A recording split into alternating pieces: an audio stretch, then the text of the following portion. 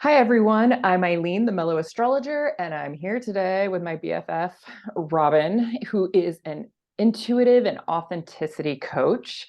And Robin and I, as best friends, we're talking over WhatsApp like we do every day, like 5 times a day. And she sent me this very funny message that a friend had sent to her that coincides with this Mars retrograde that we're under right now. And so I thought rather than doing my typical weekly email, Robin and I should just chat a little bit and give you all an update about the Mars retrograde. So I'm going to let Robin kind of like spearhead or start out the conversation. Yeah, hi everyone. So I had a friend. I get a lot of astrology questions. I was gonna say astrological, but Yeah. same. I get a lot of questions, and I often will be like, "Hey, Eileen, I know a little bit, but not as Yeah. versed." Yeah. So I had a friend text me yesterday and said, "Hey, so I've got a question for you, Robin. I had a professor just completely drop out in the semester. And then we had several students who she was like, they're really shitty students and they just like dropped out of the class.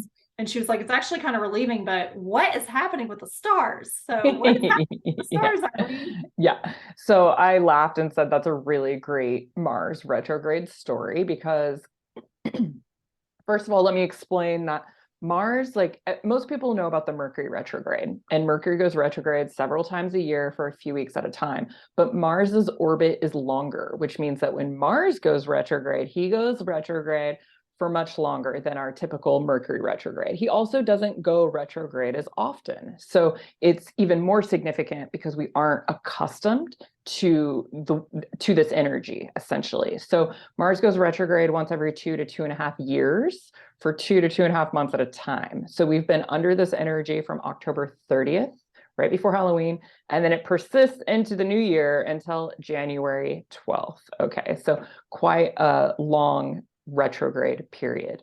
Um, Mars is the planet of initiation. It's the energy that gets us up and going and wants to start and do new things. It's also our vital energy and our sex drive and anger and irritability, all of these things. So when Mars is retrograde, these themes, these archetypes that Mars represents seem to not really like work as well, or it's playing out a little bit differently. So Mars being our vital energy and wanting to take action, when it's retrograde, it doesn't want to take action. It wants to punk out and it wants to drop classes.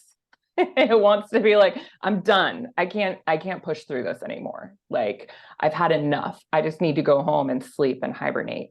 This is really uncomfortable because we, especially as Americans, we're always being told to push through and like, just like rev up the engine a little bit harder and work. Like, the more you work, the more successful you're going to be. And so during a Mars retrograde, it's literally the opposite energy. It's like the more you push yourself, the more exhausted you're going to become. And there can really feel quite a stagnation. Some people will even feel it with libido. It'll be like a loss of sex drive. But generally, it's just a time of like, I don't really want to do anything. I don't want to work on those projects that I started. I'm not going to finish that class. I'm sorry. And oh, am I supposed to show up on Wednesday? Like normally I would have the courage and the gumption to do that. No, not right now. Right. Yeah, I'm laughing because I'm like, is this why my other best friend and I watched 18 movies over the last 3 weeks? Yeah, We were for like, sure it is. literally, we never ever we don't watch movies. And I'm like, I can't even remember the last time I watched that many. And our energy was so much lower. And it was Mm-hmm. just like, and I've been feeling it. I just took a power nap before coming on because I was Yep. like, all right, I Yep. need. And that is like, for those of you who read my weekly email, you know that I've been talking about this. It's not even just the Mars retrograde. There's other energies as well, that have been like, just chill out, just chillax. Like I keep saying, like, put up your holiday decorations and write out your holiday cards and watch cheesy holiday cartoons with kids or by yourself. Yes, this is like, I spent all weekend baking. I haven't baked anything in forever. And I like all these cookies from scratch, right? Because it was the only thing I could do with the energy that I had. Normally I work 6 days a week. I was like, No, I'm putting up Christmas garland and I'm baking cookies, right? So our energy, what I think that the main point that I like to drive home with a Mars retrograde is it's okay to not have energy. It's okay to not push yourself. It's okay to not be making progress.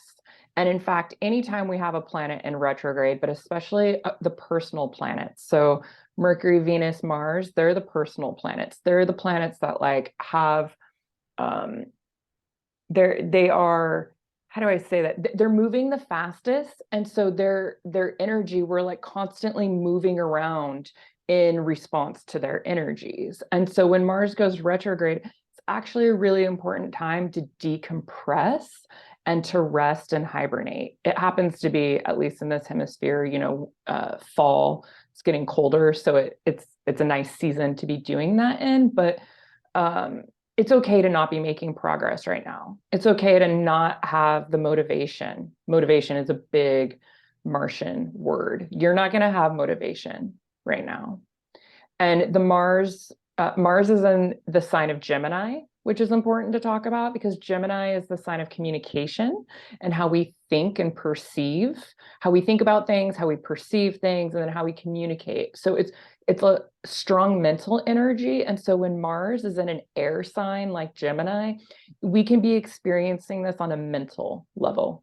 So we can feel like mentally exhausted. We can feel really, really irritable and cranky. Like a lot of us will find ourselves, I've heard astrologers call it Mars and Gemini, the war of words, because Mars is the warrior and Gemini is words. So it's like your mouth might be getting you in trouble right now. You might feel overstimulated or frenetic. Gemini is also our local communities and short distance traveling. So I, for example, have experienced a shit ton of road work in my community where it's like, oh my God, they're doing road work at 9 p.m. and it took me 20 minutes to go a mile and a half in my rural community where I like should be in bed right now. And instead I'm like waiting for the pilot car to take me all the way around my neighborhood at 9 p.m. Like, right. So it's like, this is the mind is overly stimulated right now, or can be. Yeah, I just talked a lot, Robin. No, that's awesome. And it was giving me a lot of clarity because I was like, oh yeah, that makes sense. And oh yeah, it makes sense why I'm like, even getting on social media lately, I'm just like, I just don't even want to click through see what anybody's up to. Yes. And quickly tell us the story about your sister's car problem. Oh yeah. Well, it's funny because it's similar, like a friend and I, the one I was with, when we were watching all the movies, we're normally like very active and out hiking and everything. And we tried to go for a hike. And it was so muddy and we could not, we were no way. And it was clear. It was so gross, like thick mud and everything. And so we stopped and didn't do it. And then I just got back to Dallas, and Saturday night, my sister, we went out, and then I left early and came home with one of their kids, and it had been several hours, and I'm like, wonder where they are. And I reached out, and then finally I hear that they got their van stuck in the mud in an alleyway. And in Dallas, in a big Dallas. city. Yeah. It was like, but granted, when it rains, it floods here, but it was crazy. And they had to wait like 3.5 hours, I think, for a tow truck to come. Okay, both of those are like perfect Mars retrograde stories. Like the car stuck in the mud waiting 3 hours for the tow truck to come. On like, wasn't it like a Sunday night too, even? Yeah. Like what are the tow truck drivers doing on a Sunday night? And then the same thing with your story about your best friend, right? And like not wanting to hike and do the physical activities that you normally would do. So in keeping, like, what I would also like to emphasize here is that the planets have cycles of energy that we're experiencing, we're responding to. So Mars has this 2 to 2.5 year cycle. Okay. And so every time it goes retrograde, it's essentially like resetting a cycle. So you will find that once the retrograde ends, we will be in the shadow period until March 15th, I believe. And the shadow period means that, like, before it goes retrograde and after it goes retrograde, we can feel it because it's essentially Mars is moving through the same area of the heavens. So like Mars is moving and then he seemingly starts to move backward. That's what the retrograde is, where from our vantage point on Earth, because of our orbit, it looks like he's moving backward, even though of course he's not. And so it looks like this in the sky. And then he goes direct, he starts moving forward again. So he's going back and forth across one particular area of the heavens, the Gemini constellation. And so when he gets out of that area, that's March 15th. So we'll still be swimming kind of in the Mars retrograde sea. It just won't be so intense. But my point here is that beginning mid-January, when he stations direct on January 12th, you will start to have more and more energy. I like to use the metaphor of a fire, where it's like, it takes a while to get your house warm after you start a fire, right? But then eventually it's this big blazing furious thing. Sometimes you're like, oh damn, I put way too much wood on and now I'm like hot, right? This is the Martian energy. So it will produce, as the months go on after the retrograde ends, your vital energy will start to come back. You will have more momentum and energy, and we will be starting a new cycle. And 2023, I'm not going to talk about this because I don't want this video to be super long, but there's a lot of shifting energy in 2023 that is significant. And so there is going to be a shift of energy. How we each respond to that energy will be different, but a shift is coming. And part of that is Mars kicking off a new cycle of projects that we're initiating. And in Gemini, it's how we think about things, how we think about life, and how we think about our day-to-day activities in life. So that's going to look different after this Mars retrograde. So the advice is to rest and chill and allow yourself to be tired. And I'm not saying indulge in it, but if you need to, then by all means indulge in it. And then understand that Mars is affording you the opportunity to reflect on the last 2.5 years of your life and what has happened. And we all know what has happened the last 2 years. So use it as a time of reflection so that when he goes direct in a month, you can, you hear that shot, you can just start running, right? But if you overwork yourself now and you force yourself to do things that you don't actually have the energy for, you're going to burn yourself out, and it's going to be worse in January than it is now. So yeah, I love that. And I was just going to look real quick. Oh yeah. So it's aligned. So a lot of times I notice, and granted, like you said, it's 2.5-year cycle. So it's not always spot on that it lines up with the new year, but in this instance, it does. And so that is like, I tend to jumpstart my year when it's almost conjunct with the Chinese New Year, which is like this year. I just looked it up. It's January 22nd. The lunar cycle. And, yeah, the lunar cycle. And that's when I tend to feel the energy. Whereas like January 1st comes around and I'm usually still not ready to kick off the new year. I'm like, no, I'm still in this year. I'm not there yet.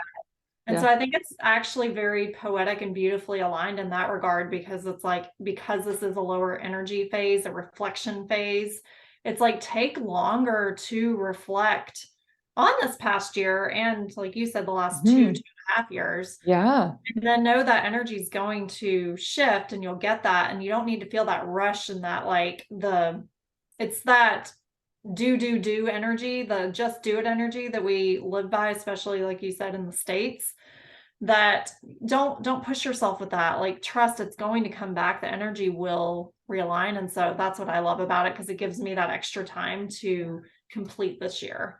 Yep.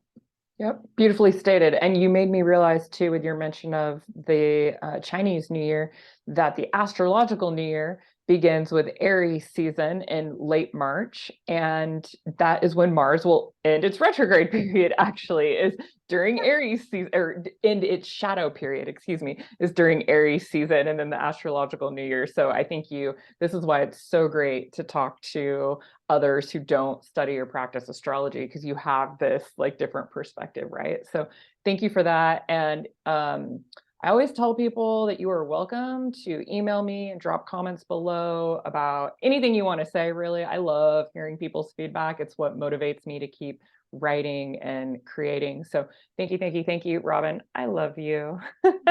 Truly. Thank you for doing this for me today. And I love you all. Happy holidays, and I'll see you soon. Bye.